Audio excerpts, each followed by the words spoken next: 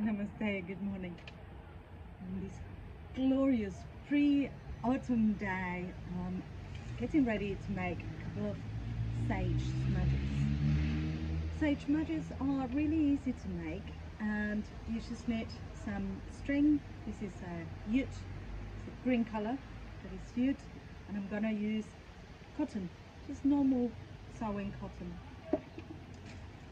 These beautiful leaves were given to me by my friend Margaret, and as she says, in a couple of weeks when the weather gets colder, it will just be all going to waste, so let's utilize them.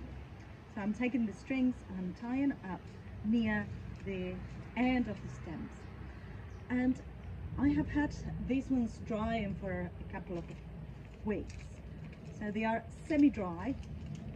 What you have to bear in mind is that when you dry herbs, they shrink. So if you don't want to lose any leaves when you do your smudge, you have to make sure you make it really tight so that it stays. The traditional way of doing it is to crisscross the bunch with the cotton and make it really tight. So you could use a thicker cotton than this one. I don't have another one, so I'm gonna use this one, black cotton, and I'm folding it in two, and I'm gonna thread that loop through so that it stays a little bit thicker. I'm gonna tie around the bunch, and then I will start making like a spiral with the string in one direction, and then see how far I go with this length, and perhaps I will need another one to go in the other direction. So you just go around trying to keep in all of the leaves. These smudges, I'm doing it for one of my retreats, and I believe that it's important when you're doing this type of things to put your heart in it, say an intention, maybe chant or listen to some uplifting, because then what you are producing will have that energy. I do the same when I'm cooking, when I'm making my juices, chanting and praying and having the intention for it to be healing, for it to be wholesome, makes all the difference.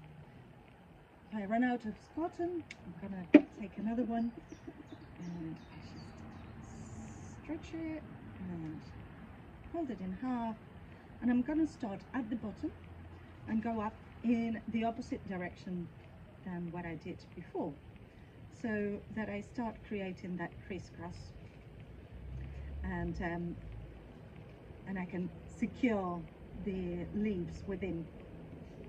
If you've never had a smudge, I do encourage you to try it out. You don't need to burn it all.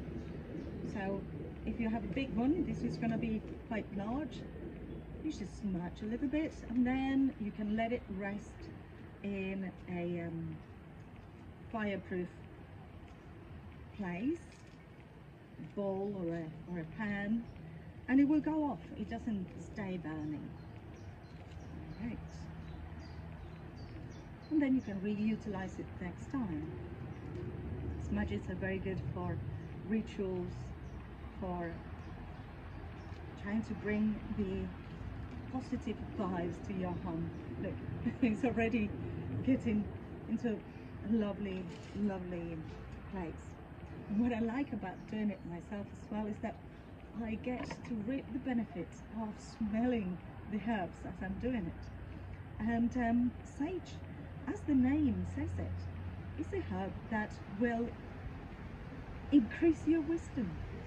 So it's a herb that will influence your mind to be able to be more centered and clear on what you need and what you want. You can have sage as a tea. You can have sage in sauces. You can have sage combined with other things like in bread, etc. And it's not just for sausages. I always feel that sage reminds me of sausages. Sausages and sage is quite classic. Yes, and also it reminds me of stuffing at Christmas. Alright, well, I think you get the idea. You just wrap around your herbs and you get a nice tight bunch, and then that will be the basis of your smudge. Smudge is like a big cigar. Not that I endorse any smoking, but that's what it looks like. Oh, so beautiful. So what are you doing this autumn? How are you celebrating? How are you keeping some of the summer season on the incoming autumn season? I have been making lots of jams and chutneys and other preserves just to keep the summer with me for longer. If you're interested on any of those, I am very soon going to launch Cook From Scratch, which is a new website where I'm going to be sharing the recipes that I make. A lot of them are inspired on the wisdom of Ayurveda, the science of life, and they are designed to balance you out, to balance the energies, to make you feel healthy. Because at the end of the day, why do we do what we do? We do what we do to be happy. And how can we be happy if we're not healthy? So our health is our wealth, and it's the starting point for any enterprise, in my view. So here we go. I'm nearly there. Nearly there. The end of my smudges. I love working with my hands. What about you? It's just such joy not to be with an electronic device. I know we need them, and I am grateful for what technology allows us to do these days. I couldn't be here with you, showing you what I do on a Saturday morning.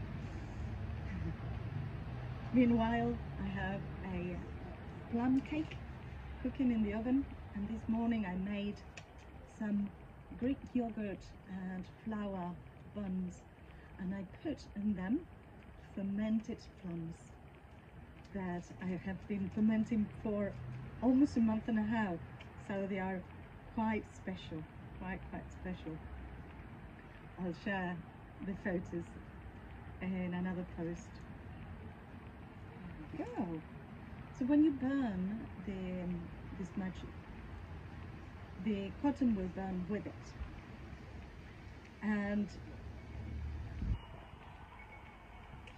as I said before, you shouldn't worry because it won't stay alight for a very long time.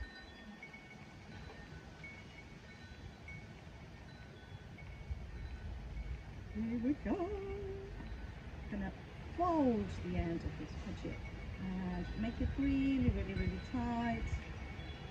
Really tight. You can loop it so that it stays tighter. And after I've done this, because the leaves are still green, I will hang it upside down to let it dry a little bit more. So here you have it.